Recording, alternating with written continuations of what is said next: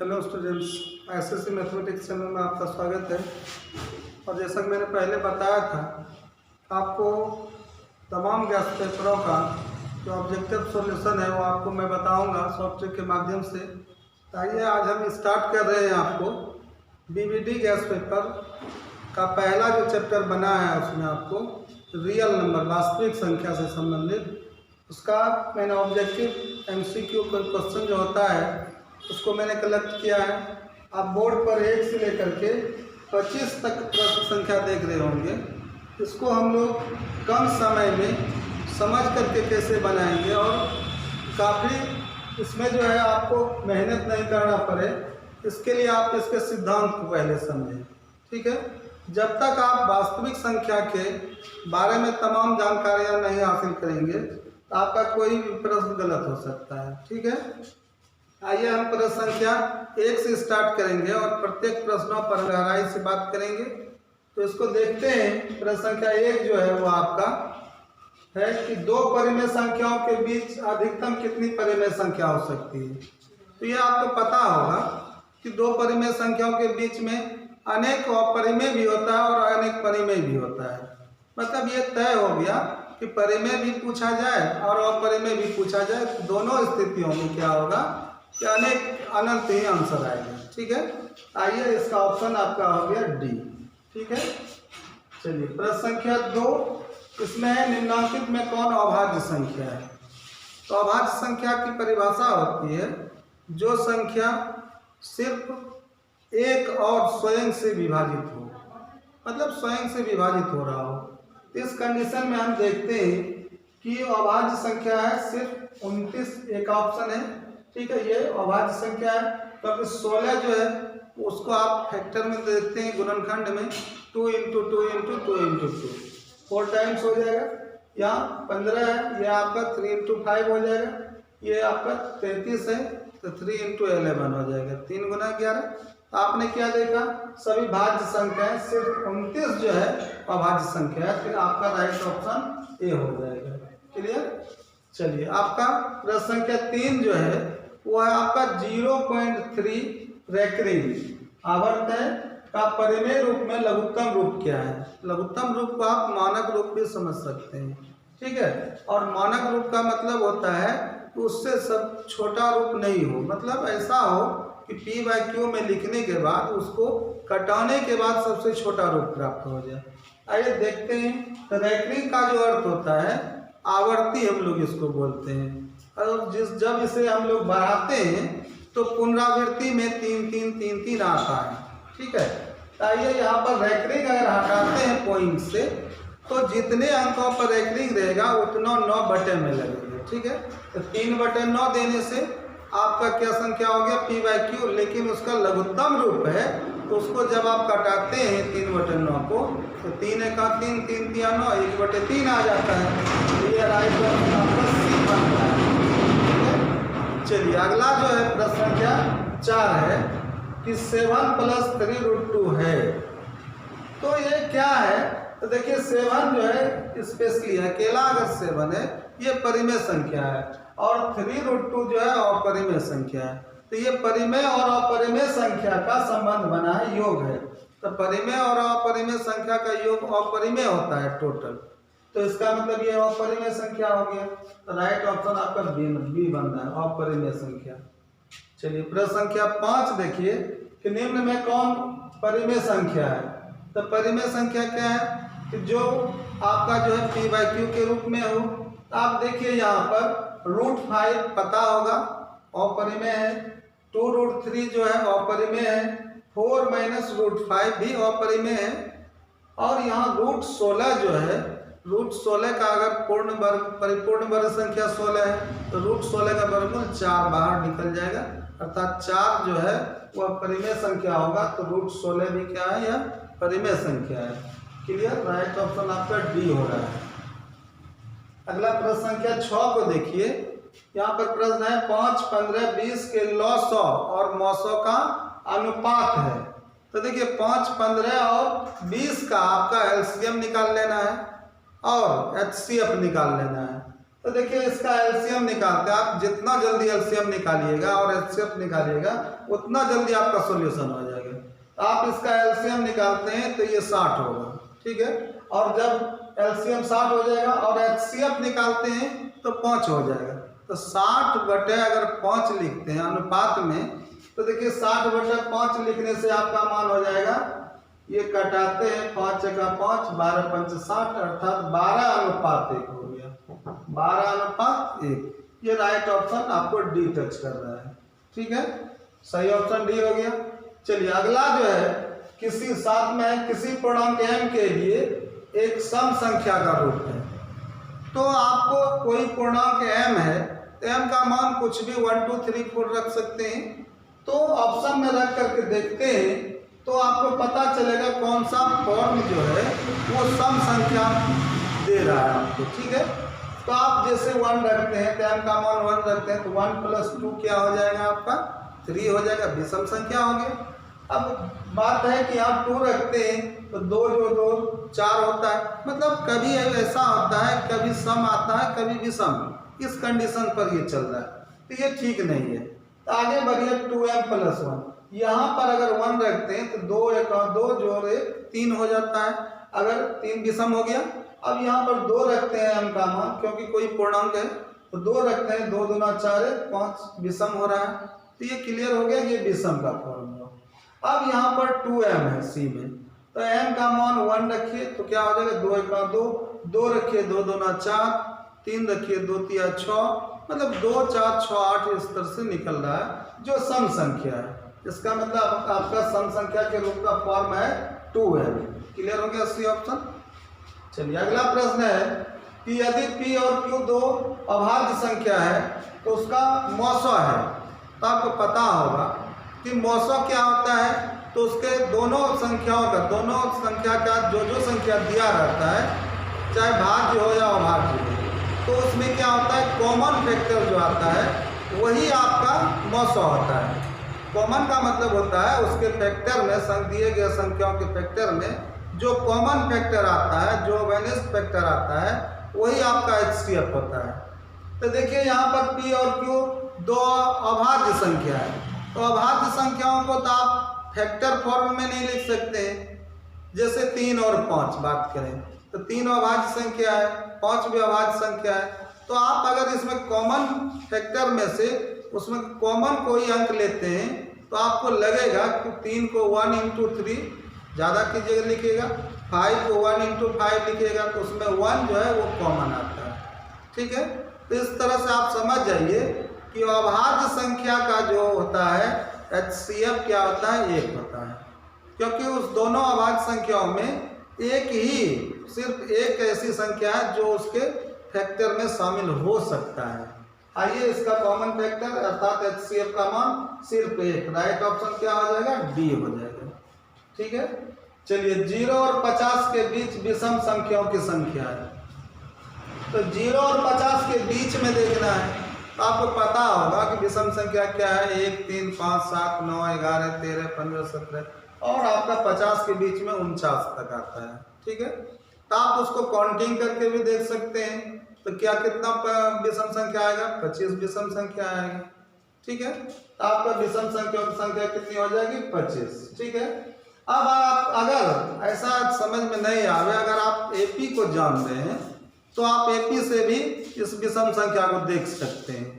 तो number of term आपको पता होना चाहिए। तो देखिए पहली संख्या 1 हुआ विषम, और 0 और 50 के बीच में और लास्ट संख्या हो गया 49, तो ये अंतिम संख्या हुआ। तो आपको अगर n का मान निकालने के लिए आता होगा, विषम संख्याओं में 2 का डिफरेंस होता है, क्योंकि 1 के बाद आपका विषम संख्या कौन आता है 3 आ रहा है, ठीक है। इस तरह से अंतिम संख्या कौन हो जाएगा 49। अगर आपको एपी में n का मान निकालने के लिए आता है नंबर ऑफ टर्म, तो आप सही इसको पुनः जांच कर सकते हैं। कैसे? तो देखिए लास्ट संख्या में फर्स्ट संख्या को घटाइए, 49 में 1 घटाइए 48 होगा, कॉमन डिफरेंस से भाग दीजिए, 2 का अंतर होता है विषम संख्याओं में, तो 2 से भाग दीजिएगा तो 49 में 1 जाएगा 48/2 होगा 24 होगा, और +1 क्योंकि लेफ्ट में n-1 होता है, आपको एपी पता होगा तो +1 करते हैं तो 24 + 1 25 आंसर आ रहा है, ठीक है। तो आपका राइट ऑप्शन बी बन रहा है। चलिए प्रश्न संख्या 10 को देखिए। निम्न में कौन अपरिमेय संख्या नहीं है? अपरिमेय नहीं में कैसे समझना है? देखिए इसको जो है ऐसे समझिए कि नहीं और अ दोनों कैंसिल हो जाएगा, ठीक है। तो नहीं और अ को कैंसिल आप कीजिएगा तब आप पढ़िए तो समझ में आ जाएगा कि क्या सिलेक्शन लेना है। तो निम्न में कौन परिमेय संख्या है, ये ध्यान रखिए। अगर नहीं और अ दोनों हो तो कैंसिल होगा, और सिर्फ नहीं हो तो नहीं को कैंसिल करके और लगाइए वहाँ पर, तो समझ में आने लगेगा कि आपका सवाल क्या है, ठीक है। तो यहाँ पर निम्न में कौन परिमेय संख्या है, तो परिमेय संख्या को चुनना है। तो देखिए √10 नहीं हुआ, √24 नहीं होगा, √35 नहीं होगा, √121 का परिपूर्ण वर्ग संख्या है, तो वर्गमूल लेते हैं तो 11 हो जाता है, यह परिमेय संख्या हो जाएगा। राइट ऑप्शन डी हो गया। चलिए प्रश्न संख्या 11 है कि निम्न में कौन अपरिमेय नहीं है। फिर वही सवाल है, तो कौन अपरिमेय नहीं है? तो अपरिमेय और नहीं को अगर कैंसिल करते हैं, नहीं और अ को, तो ये आपका परिमेय सिलेक्शन में आ रहा है। तो देखिए परिमेय जो है वो आपका कौन सा ऑप्शन सही चल रहा है? देखिए 64/81 अंडर रूट में चल रहा है, तो 64 का वर्गमूल क्या हो जाता है 8 और 81 का 9 हो जाएगा, 8/9 हो रहा है। बाकी देखिए ये परिमेय क्लियर हो गया, तो राइट ऑप्शन आपका ये हो गया। अब अगर आपको टाइम है तो आप अन्य सभी संख्याओं ऑप्शन को देख सकते हैं कि ये 2√3 क्या है, वो परिमेय है। अंडर रूट 21/35 वो परिमेय हो जाएगा, क्योंकि अंडर रूट से बाहर नहीं निकल सकेगा। ये √3 × √2 √6 रह जाएगा, अर्थात यह अपरिमेय सब बना है, ठीक है ना। चलिए अगला है प्रश्न संख्या 12 है। तो निम्न में किसका दशमलव प्रसाद शांत है? तो आपको पता होगा कि दशमलव प्रसाद का जो नियम बना है वो p/q के रूप में इस तरह बना है कि q के अभाज्य गुणनखंड में 2n और 5n अथवा बोथ दोनों अगर शामिल है तो इसका मतलब है कि वह संख्या जो है उसका दशमलव प्रसाद शांत होता है, ठीक है। अथवा 2n और 5n के अतिरिक्त अन्य कोई संख्या होगा तो उसका दशमलव प्रसाद अशांत आवर्ती में जाता है, ठीक है। तो आप देखिए यहाँ पर q के मान हर को उठाइए, लेकिन यहाँ पर 8 का फैक्टर कीजिए q का, तो 2 × 2 × 2 2q होता है, अर्थात स्टैंडर्ड फॉर्म 2n हुआ। इसका मतलब ये शांत में जाएगा, ठीक है। अब यहाँ पर ये देखना है कि शांत के लिए दो ऑप्शन आपका चल रहा है, 6/15 है, तो देखिए ये इसका भी शांत चल रहा है, ठीक है। 6 इसको घटाते हैं, पहले मानक रूप में लाते हैं, तो 3 × 6 3 × 5 15, तो ये हो जाता है आपका 2/5। तो हर में क्या चल रहा है 5 चल रहा है, तो ये भी ऑप्शन आपका क्या हो जाएगा शांत हो जाएगा, ठीक है। तो ऑप्शन आपका 2 सही चल रहा है, कौन कौन? ए और बी, ये दोनों ऑप्शन जो है शांत दशमलव प्रसाद होगा, ठीक है।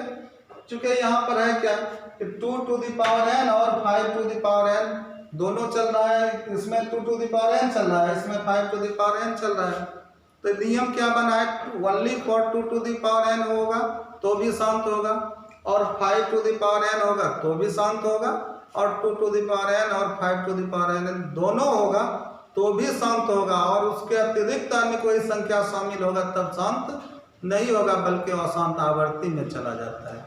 क्लियर? तो ये इसका जो आपका आंसर हो जाएगा, कौन कौन हो जाएगा? राइट ऑप्शन ए भी होगा, राइट ऑप्शन बी भी हो जाएगा, ठीक है।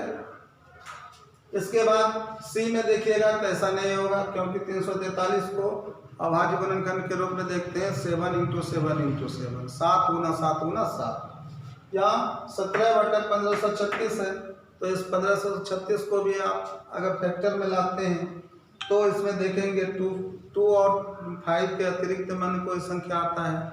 तो चलिए यहाँ पर 2 ऑप्शन टच कर रहा है।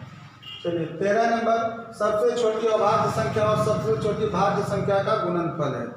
तो देखिए इसमें जो है आपका आंसर क्या होगा? सबसे छोटी अभाज्य संख्या, पहले समझ लीजिए सबसे छोटी अभाज्य संख्या क्या है? 2 है, ठीक है, क्योंकि 2 3 5 2 से स्टार्ट हुआ है तो 2 हो गया।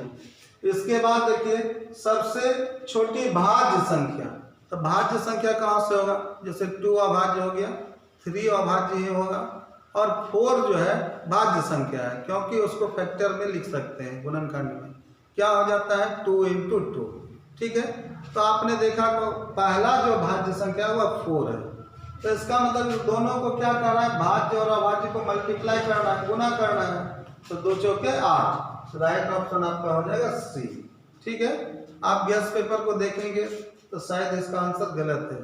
ठीक है ना, आप आंसर को सुधार लेंगे।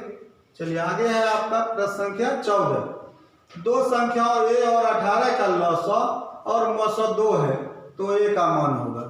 ठीक है, आप प्रश्न को देखिए। प्रश्न संख्या 14 में जो है ये प्रश्न आपका गलत है।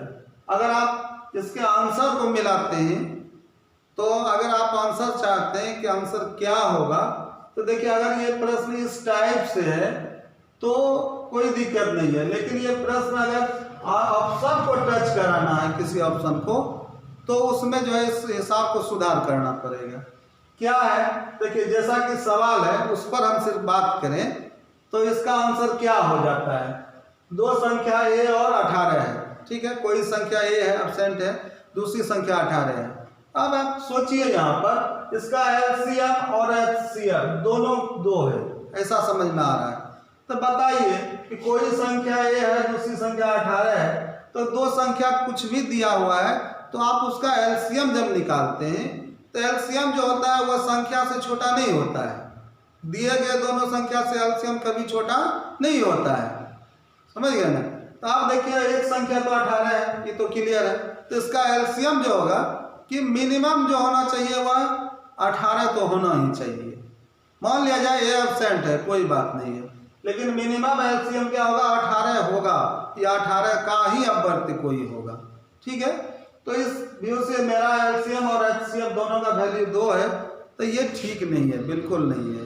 ठीक है, अगर हम मान लें इसे कि चलो हिसाब सही है तो एलसीएम और एचसीएफ का गुणनफल जो होता है संख्याओं के गुणनफल के बराबर होता है।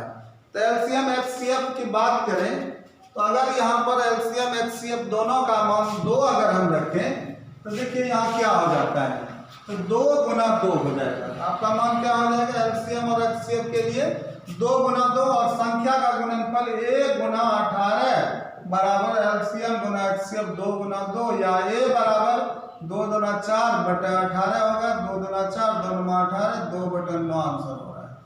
आपका राइट आंसर क्या होना चाहिए 2 बटे 9 इस टाइप से, लेकिन इसका ऑप्शन कहीं भी टच नहीं हो रहा है।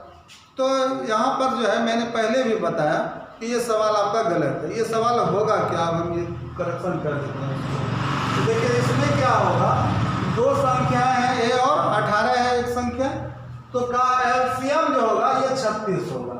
एलसीएम ये आपका हो जाएगा 36। ठीक है, और एचसीएफ 2 है। ठीक है, तो आपका ऑप्शन में टच हो जाएगा जो इसका आंसर भी दिया है बिहार बोर्ड पीवीडी में।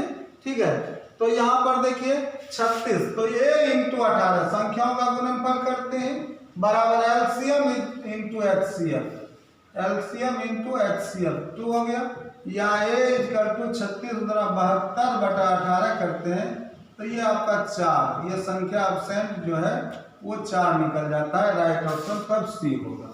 ठीक है, आप हिसाब को सुधार कर लेंगे। चलिए अगला प्रश्न है 15 में, एक आदमी 24 मीटर पश्चिम जाता है, पुनः वह 10 मीटर उत्तर जाता है तो वह अपने प्रारंभिक बिंदु से कितनी दूरी पर है। तो ऐसे सवाल का आप क्या करते हैं, ये ध्यान रखिए, प्रारंभिक बिंदु से दूरी जो पूछा जाता है वह मूल रूप से वो कर्ण की दूरी होती है। ठीक है, तो पूरा पश्चिम जो होता है जाना वो आपका आधार होता है।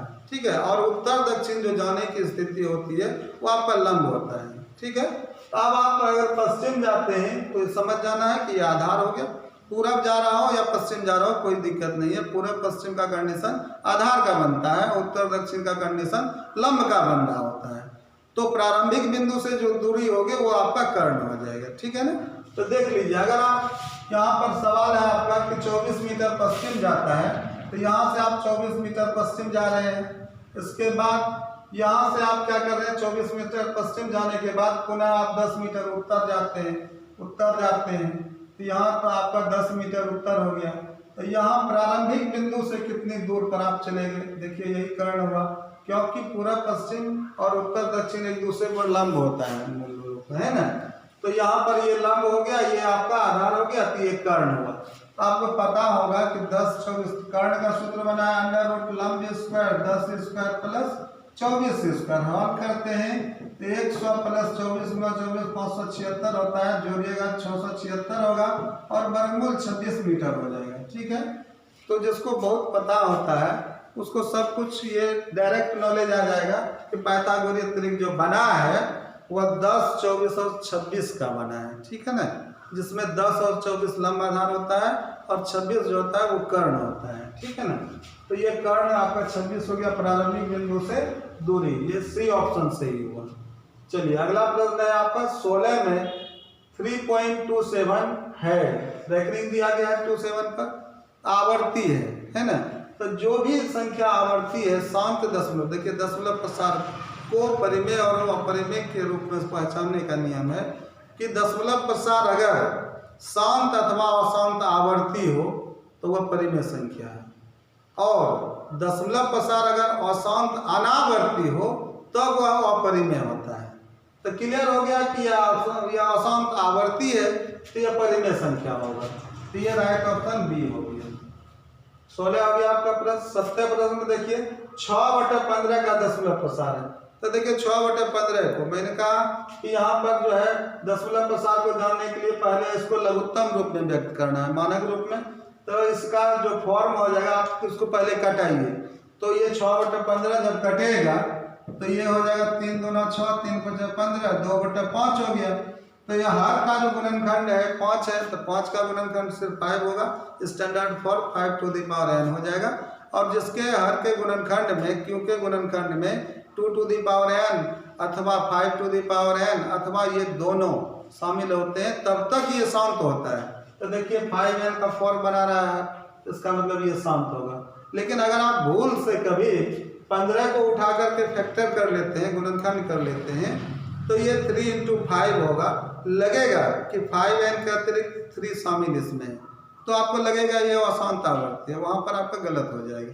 तो देखिए क्यू को कब उठाना है, हर को तब उठाना है जब p/q का जो फॉर्म है वह स्टैंडर्ड फॉर्म हो जाए, अर्थात लघुत्तम रूप में आ जाए, तब q का फैक्टर करना है। ठीक है ना।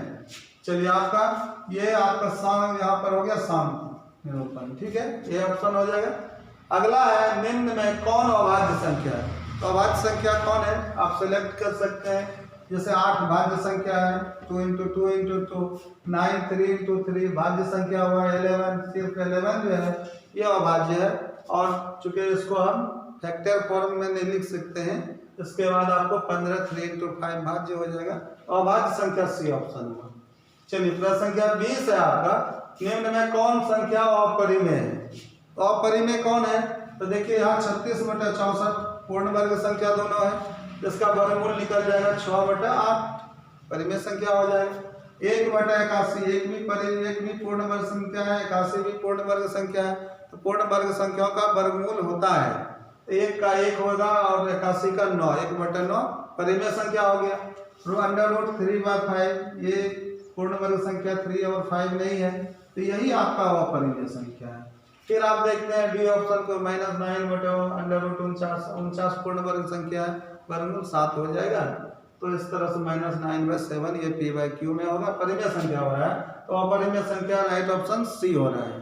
ठीक, चलिए अगला 20 प्रश्न संख्या नंबर 20 है 4 - √3 है। तो देखिए ओनली फॉर 4 अकेला 4 परिमेय संख्या है और √3 अकेला अपरिमेय है। तो परिमेय और अपरिमेय संख्या का जो रिलेशन बना है, परिमेय प्लस अपरिमेय बराबर अपरिमेय, परिमेय माइनस अपरिमेय, अपरिमेय परिमेय इंटू अपरिमेय, अपरिमेय अपरिमेय बटे परिमेय में अपरिमेय से भाग देंगे तो भी अपरिमेय ही रहता है।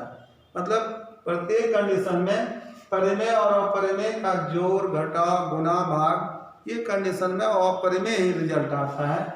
तो ये परिमेय माइनस अपरिमेय अपरिमेय हो जाएगा, राइट ऑप्शन बी। ठीक है, प्रश्न संख्या 20 हो गया। प्रश्न संख्या 21 देखिए 2 और 2.5 के बीच अपरिमेय संख्या है। ठीक है, आपका 21 नंबर का जो प्रश्न है, तो 2 और 2.5 ये है, इसके बीच में अपरिमेय। तो देखिए यहाँ पर आप अनुमान से भी इसका राइट ऑप्शन चुन सकते हैं। कि 2 और 2.5 के बीच यहाँ अपरिमेय कौन है, तो देखिए यहाँ अपरिमेय सभी संख्या है, सभी संख्या अपरिमेय संख्या है, लेकिन है क्या कि इसके बीच का चुनना है। तो 2 और 2.5 के बीच में √11 को जब वर्गमूल निकालेंगे तो 9 से तो बड़ा है, तो इसका मतलब 9 का ही वर्गमूल 3 हो जाता है, तो इसका मतलब 3 से ज़्यादा ही होगा। तो इसका मतलब 2 और 2.5 के बीच नहीं है। √5 की बात करें, √5 का वर्गमूल आपको पता नहीं होगा तो मान याद होगा जरूर कि 2.235 के लगभग होता है, ठीक है ना। तो ये 2.23 ऐसा हुआ, तो इसका मतलब 2 और 2.5 के बीच है, तो इसका मतलब यही आपका बीच का परिमेय संख्या हुआ। अगला है 22.5। आपको पता होगा 22.5 को छोड़िए, इसका सन्निकट मान क्या है अंडर रूट में, तो इसका सन्निकट मान आपका 25 आ रहा है। तो 25 का वर्गमूल 5, या इसके नीचे का पूर्ण वर्ग संख्या लेते हैं 22.5 से नीचे, तो आपका 16 आ रहा है। 16 का भी वर्गमूल 4 होता है। मतलब ये हर स्थिति में 4 से बड़ा और 5 से छोटा मान होगा, और यह जो है आपका 2 और 2.5 से बहुत ज़्यादा मान आ रहा है।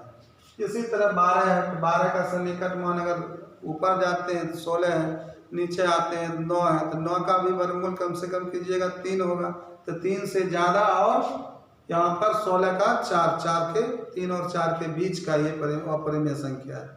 तो आपको पता चला होगा कि ये राइट ऑप्शन बी है, ठीक है। आप दूसरे नियम से देखिए कि 2 और 2.5, तो देखिए 2 को आप 2 और 2.5 है, तो यहाँ क्या करते हैं, अपरिमेय संख्या का मतलब अंडर रूट करने का प्रयास कीजिए। तो यहाँ 2 को आप क्या कीजिए, 2 स्क्वायर लिखिए और अंडर रूट में डालिए। देखिए यहाँ पर क्या आ रहा है, स्क्वायर और रूट कैंसिल हो रहा है, अभी भी एक 2 है, क्लियर। अब आप इसको भी अंडर रूट करके देखिए कि 2.5 स्क्वायर और under root, square root cancel, 2.5 अभी भी है। अब इसको बढ़ाइए, तो देखिए यहाँ 2 दूना 4 हो गया, यहाँ पर हो गया 2.5 2 बार गुना होगा, तो 25 गुना 25 क्या होता है 625, 2 अंक होगा 6.25। अब आप देख सकते हैं कि 2 को आप देख रहे हैं अपरिमेय में के रूप में, अंडर रूट में 4 और 6.25, इसके बीच में कौन सा मान चल रहा है, तो देखिए यहाँ 4 है और 6.25, तो √11 तो बड़ा हो गया। इसके बाद √5, देखिए 4 और 6.25 के बीच में √5 चल रहा है कि नहीं, ये चल रहा है, इसीलिए राइट ऑप्शन आपका बी हो जाएगा। क्लियर, आपको समझ में आ गया होगा। चलिए अगला प्रश्न है आपका 22 कि 6x⁴y तथा 12 का HCF है, महत्तम क्या होगा। तो देखिए महत्तम जो होता है वो फैक्टर का कॉमन पार्ट होता है, ठीक है। तो आप सिर्फ कॉमन ले लीजिए इसका, तो वो HCF हो जाएगा। दिए गए संख्याएं जितनी हो उसका कॉमन पार्ट निकाल लीजिए। तो यहाँ पर कॉमन क्या आ रहा है, तो 6 और 12 का कॉमन 6 हो जाएगा, ठीक है। x⁴ और x का कॉमन x हो जाएगा, और y का कॉमन y हो जाएगा, तो यही कॉमन आया, समझ जाइए यही आपका HCF है। ये 6xy राइट ऑप्शन बी, ठीक है। चलिए अगला है प्रश्न संख्या 23 में 64 के वर्गमूल को 64 के घनमूल से भाग देने का मान होगा, ठीक है। 64 के वर्गमूल और 64 के घनमूल, बात यह है यहाँ पर कि 64 जो है वह पूर्ण वर्ग संख्या भी है और पूर्ण घन संख्या भी है, ठीक है। तो 64 को अगर हम वर्गमूल ले लेते हैं और 64 का घनमूल निकाल लेते हैं, तो वर्गमूल निकालते हैं 64 का, तो आपको सीधा पता होगा 64 का वर्गमूल 8, और घनमूल क्या होता है 4 होता है। कैसे होता है तो आप देख लीजिए। वर्गमूल के लिए आप क्या करेंगे, अंडर रूट करेंगे, और घनमूल के लिए कर्णघात 3 देना है आपको। देखिए यहाँ पर 64 का अगर वर्गमूल की बात करें, 64 का वर्गमूल 8, ये तो आपको पता है। अब घनमूल की बात करें 64 का, तो यहाँ कर्णी में घात में 3 देना है, और कर्णघात 3 के बेस के रूप में 64 को व्यक्त करना है। कर्णघात 3 √4³ 64 पूरा हो रहा है, और 3 और कर्णघात 3 कैंसिल हो रहा है, तो इसका मतलब 4 हुआ। इसका मतलब ये घनमूल निकला 4 और वर्गमूल निकला 8, तो दोनों को क्या कह रहा है कि वर्गमूल में घनमूल से भाग देना है। तो वर्गमूल कितना हो गया 8 और घनमूल हो गया 4, तो भाग दे देना है, तो ये आपका हो गया 4 गुना 8, ये 2 हो जाएगा 2, इसका मतलब राइट ऑप्शन बी हुआ। क्लियर। चलिए अगला प्रश्न है 24 √10 और √15 15 है का गुणनफल जो है किसके बराबर है।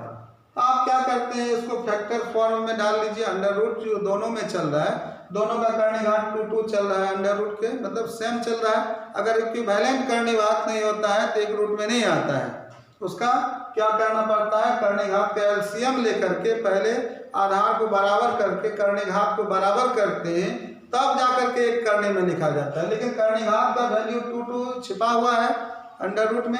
आप एक रूट में कर लीजिए 10 और 15 को 15 को। आप देखिए इसका फैक्टर कीजिए 2 × 5 3 × 5। आप देखिए 5 आउट हो रहा है, बाहर हो रहा है, अंडर रूट 2 3 6 बच रहा है, 5√6। राइट ऑप्शन कितना हो गया, ए। ठीक है। देखिए आपका ये सवाल जो है इससे भी ज़्यादा टफ हो सकता है, क्योंकि कर्णिघात अगर बदल देगा तो पुनः आप नहीं बना पाइएगा। कर्णिघात बदलने के बाद पुनः हम दूसरे वीडियो में डालेंगे। कर्णिघात अगर बदल जाता है तो आप एक करने में कैसे डालते हैं दोनों संख्याओं को। चलिए अगला है संख्या 25 जो है संख्या 0.32 दोनों पर आवर्त दिख रहा है 32 पर को p/q के रूप में लिखना है, जहाँ p/q पूर्णांक है और q ≠ 0। ये तो कंडीशन है परिमेय संख्या का कि p और q कोई पूर्णांक होता है और q ≠ 0 होता है। क्यों जीरो का q का जो मान है वह 0 होने पर परिमेय संख्या का जो मान है वह इन्फिनाइट हो जाता है, अनंत हो जाता है। तो देखिए यहाँ पर इसको परिमेय संख्या के रूप में व्यक्त करते हैं, तो इसका शॉर्ट फॉर्म जो बना है वो ये है कि आपका परिमेय संख्या के रूप में लिखना है तो रैंकिंग जितने संख्याओं पर है नंबर ऑफ टर्म देखना है कि 0.32 जो है ये दोनों पर रैंकिंग है, तो 32 और पॉइंट हटा लेना है और बटा 2 संख्या है तो 2 × 9 हो जाएगा 32/99। ये आपका राइट ऑप्शन कौन सा टच हो रहा है, यहाँ पर सी ऑप्शन टच हो रहा है। ठीक है। लेकिन अगर आप गैस पेपर को देखेंगे तो वहाँ पाएंगे राइट ऑप्शन आपका बी है। तो मेरा कहना है कि अगर आप इस सवाल को थोड़ा सा ठीक कर लीजिए तो फिर आंसर बदल जाएगा। क्या हो जाएगा, जो ऑप्शन आपका है गैस पेपर में अगर आप वहाँ पर देखेंगे तो अगर बी ऑप्शन है तो ये सवाल चेंज हो जाएगा। क्या चेंज होगा, तो देखिए यहाँ पर ऑप्शन, यहाँ जो प्रश्न है 0.32 सिर्फ 2 पर रैंकिंग रहेगा, आवर्त किस पर रहेगा, सिर्फ 2 पर। तो इसको सॉल्यूशन में कैसे डालेंगे, तो देखिए यहाँ पर 32/1 संख्या पर आवर्त है तो 1 9, एक संख्या पर आवर्त नहीं है तो 0 आता है, और जिस संख्या पर आवर्त नहीं होता है वह संख्या माइनस में चला जाता है, अंश में घटा देना है। तो देखिए आपका 32 में 3 जगह तो 29/90 होता है, उस कंडीशन में आपका आंसर 29/90 होगा। लेकिन दोनों पर अगर रैंकिंग आवर्त है तो ये राइट ऑप्शन सी होगा। ठीक है, दोनों स्थिति मैंने बता दिया। चलिए, आपको अगर वीडियो पसंद हुआ है तो आप इसे अपने मित्रों को शेयर करें। अगर आप नए छात्र हैं तो इस चैनल को सब्सक्राइब करें। धन्यवाद।